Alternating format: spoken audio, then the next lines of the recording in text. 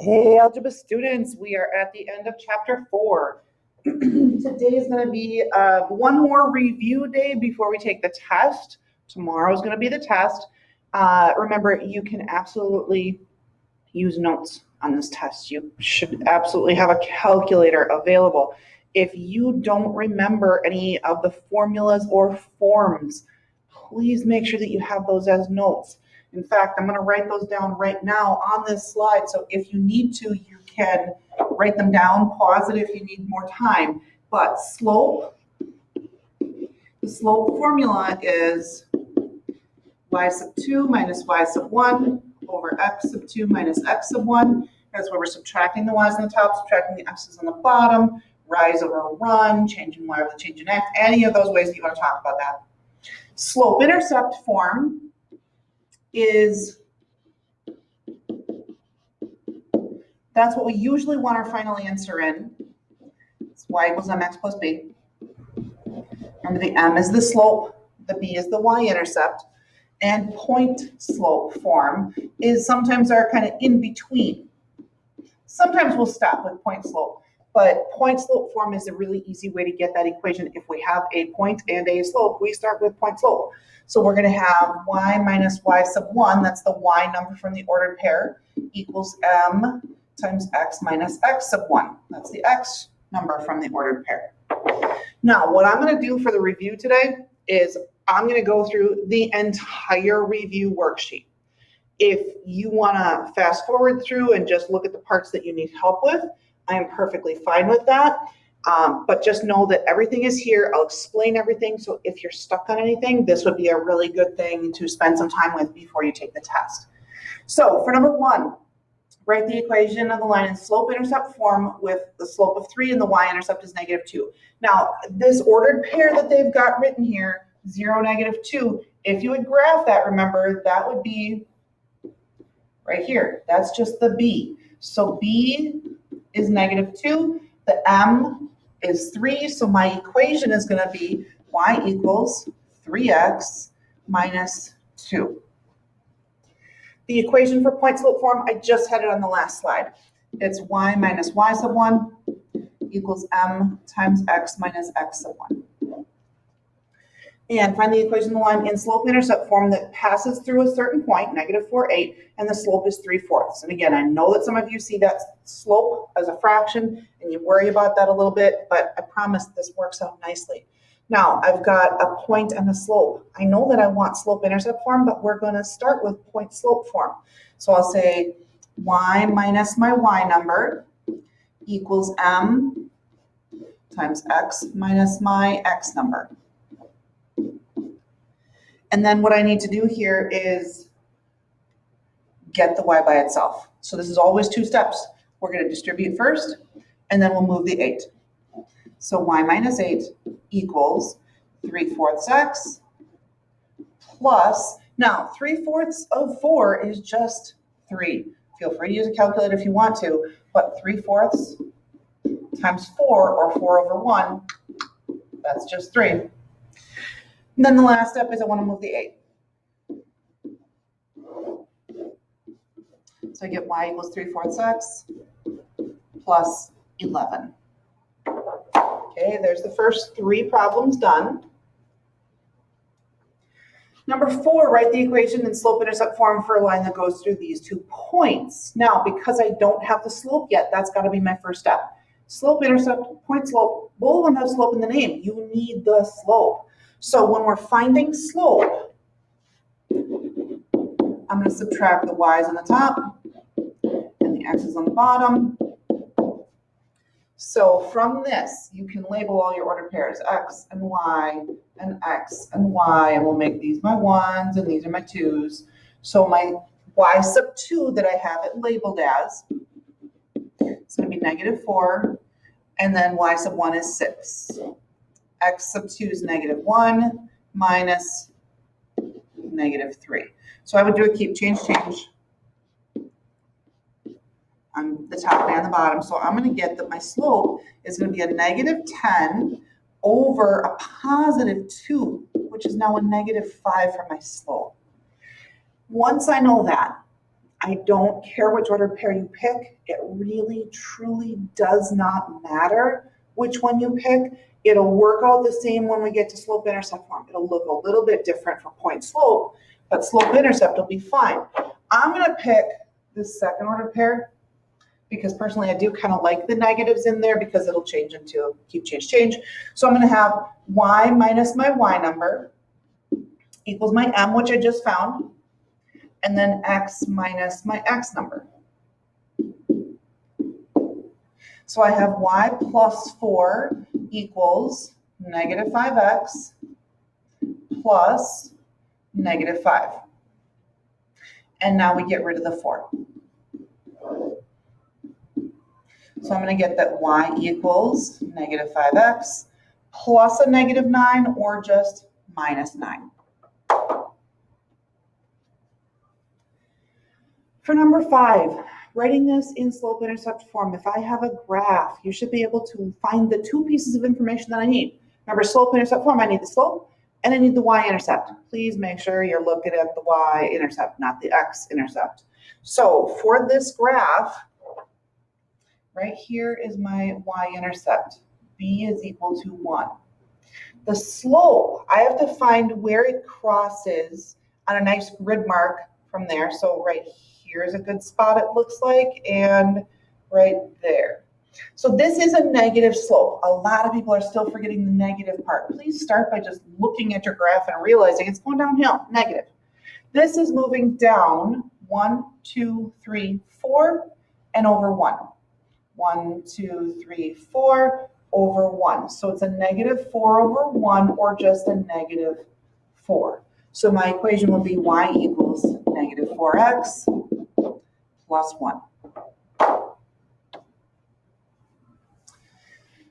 A cell phone company charges $10 per month and then 15 cents per text message. We've done a couple of problems like this. Write an equation in slope-intercept form to figure out how much it's going to cost if x is the number of text messages. It doesn't say specifically that we have to use like C for the cost or anything, so we'll probably just start with y on this one. So we're going to have that y equals, when I'm writing these kind of equations, you have to decide which number is the slope and which number is the y-intercept. The y-intercept is the thing that happens one time. I have to pay $10 each month, just one time for the month. That's my y-intercept. The 15 cents per text message, that's how my cost is going to change. The more texts I send, the more my bill is going to be. So this is going to be 0.15 or 0.15 for every text plus the $10 that we started with. If they asked a follow-up question like, all right, so you sent 100 texts, how much would it cost? Then you just put in, you substitute in for the number of text messages. For number 7, what is the slope-intercept form of this equation? This equation is written in point slope form. I'm just going to rewrite it so that it's a little bit bigger.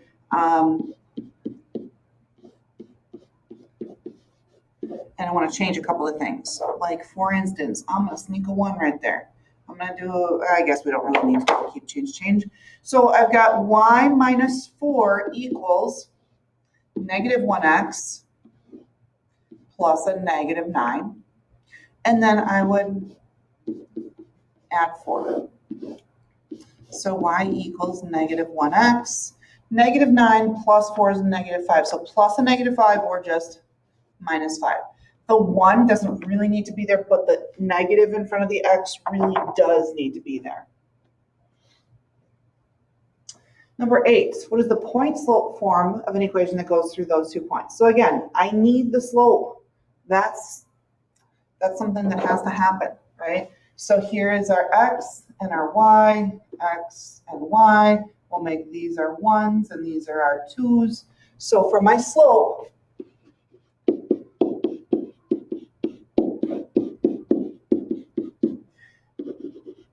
y sub 2 is 2, y sub 1 is 1, x sub 2 is 5, x sub 1 is negative 4.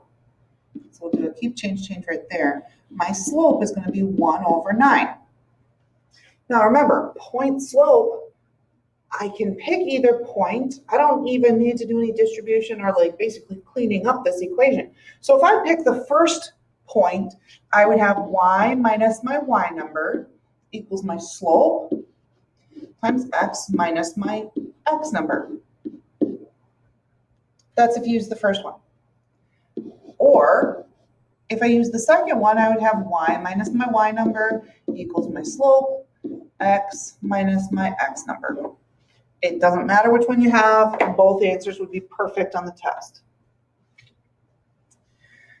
This is kind of like the phone question, but I'm giving you the equation this time. To calculate the average percentage of extra points made by the Charger football team, the coach uses this equation. So P is the percentage of successful extra points, and then M is the number of minutes that they practice every day. So in theory, if they practice more, they should do better. They should make a better percentage of their points.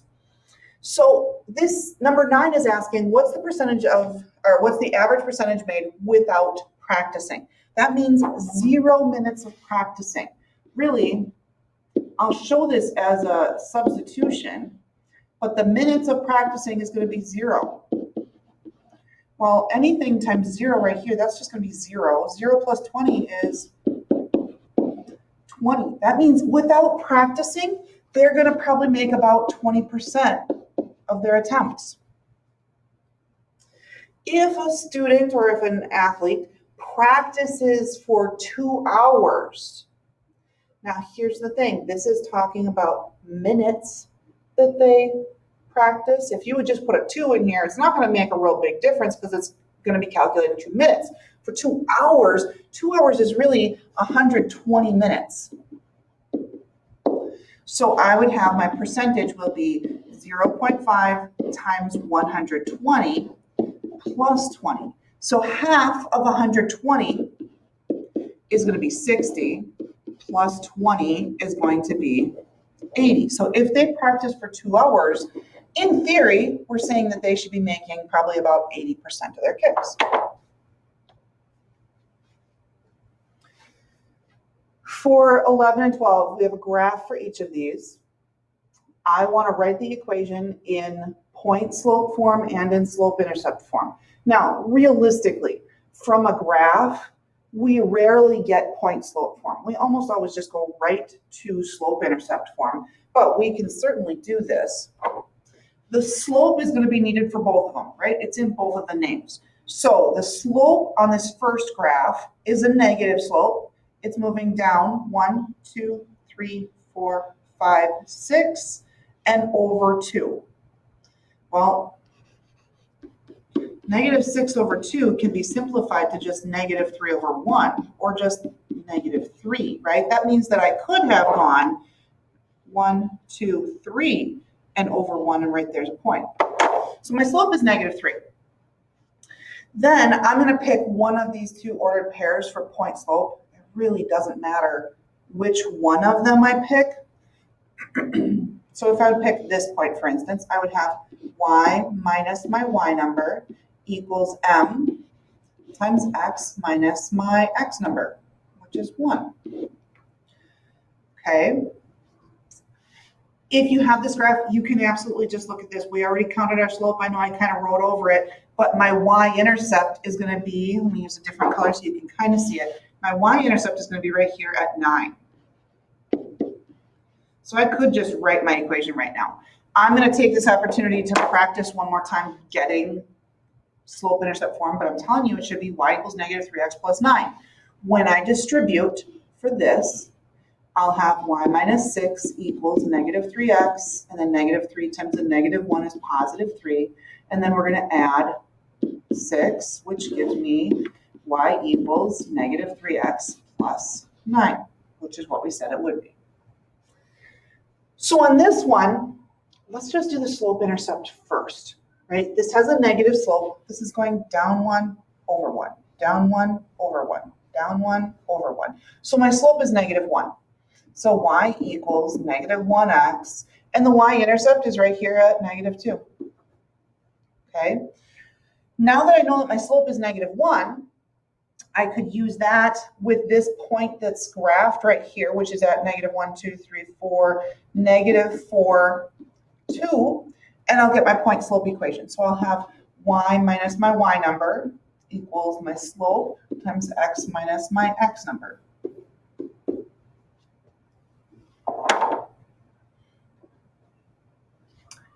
On 13 and 14. Number 13, I'm giving you a point and a slope. We start with point slope. This time there's no like, oh, should we do slope intercept first? We do point slope first. So for this one, we're gonna have y minus the y number equals m, and again, don't freak out, we're gonna give you nice slopes to work with the numbers that we've got, x minus my x number, okay? I would do a keep change, oh, and over here, or just, throw the marker, that works too. Here we go. Okay, so I have y plus 7 equals, this one's easy, negative 13 over 5x. Negative 13 over 5 times a negative 5, I know that's going to be positive. And again, we said that's positive. Those are going to go away. This is just 13. And then the last step is I have to get rid of this 7. So I'm going to get that y equals negative 13 over 5x. 13 minus 7 is plus 6. And for number 14, I have 2 points. Again, the first thing I need is my slope. So we're going to subtract the y's on the top and the x's on the bottom. I haven't done one of these in this video, so let's do it this way. So negative 7 minus 5 over 0 minus 2. On the top, I'm going to have a negative 12. On the bottom, I've got a negative 2. That's a positive 6 for a slope. Now, I don't care which order pair you pick. Personally, if I see an order pair with a 0, I'm picking that because that makes stuff easier. So I'm going to use this order pair right here. Y minus my y number equals the slope, x minus my x number. Do a keep change. So I really have y plus 7 equals 6x. I would not even write down plus 0. I would just move this 7. So y equals 6x minus 7. Now I want to point out 0, negative 7. If you would graph that, that's on the y-axis. It's right there. So it's your B. Okay, last problem. I have a scatter plot. I want to draw in a line and then find the equation of that line. And honestly, I don't have my answer key in front of me, so I may not even get the exact same answer as what I have on the answer key, but this is what we've talked about for line of best fit. You might not get the exact same equation as somebody else, but the slopes should be similar. The y-intercept should be similar. So when I graph this, if I can grab my line here. Come on, line.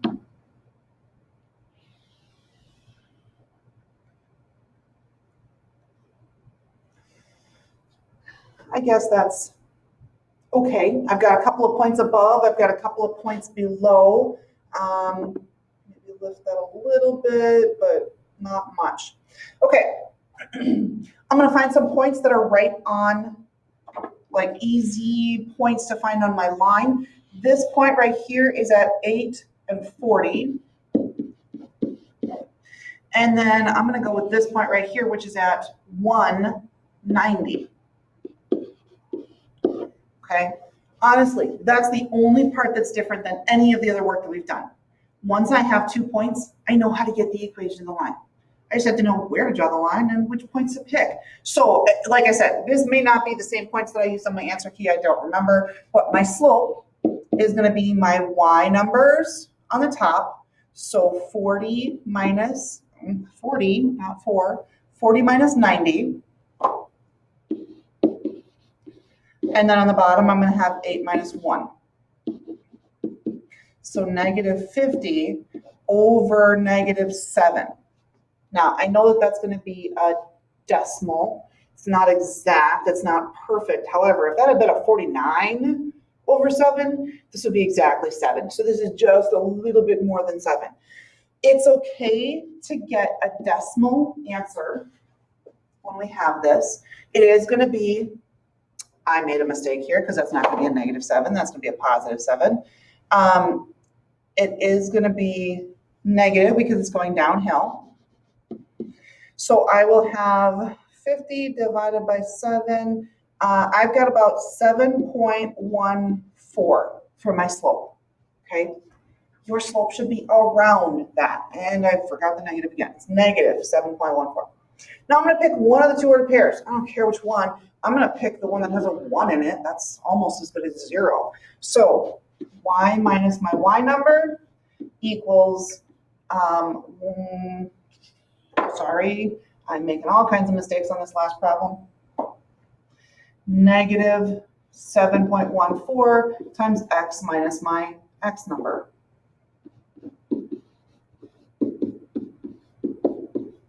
Distributing, when I distribute over here, that'll turn into a positive. And again, if you would round that right now to just 7, that's close enough. And then we're going to add 90. So I've got y equals -7.14x plus 97.14. If I look at my graph, my y-intercept is just a little bit below 100, 97.14. That's a pretty decent number based on what our graph looks like. Remember, there's no break in the graph that would make this look inaccurate when we get that. So today, if you finish that entire worksheet, you're done, okay? The answer key is in Schoology. Please check it. Make sure that whatever equation you come up with, especially in that last one, is close to the one that's on the answer key or the one that I just did. There is going to be a short formative in Schoology, and then tomorrow's going to be the test. If you have any questions, please, please, please reach out before the test. Don't wait until after and then say that you didn't understand something. We're here to help you.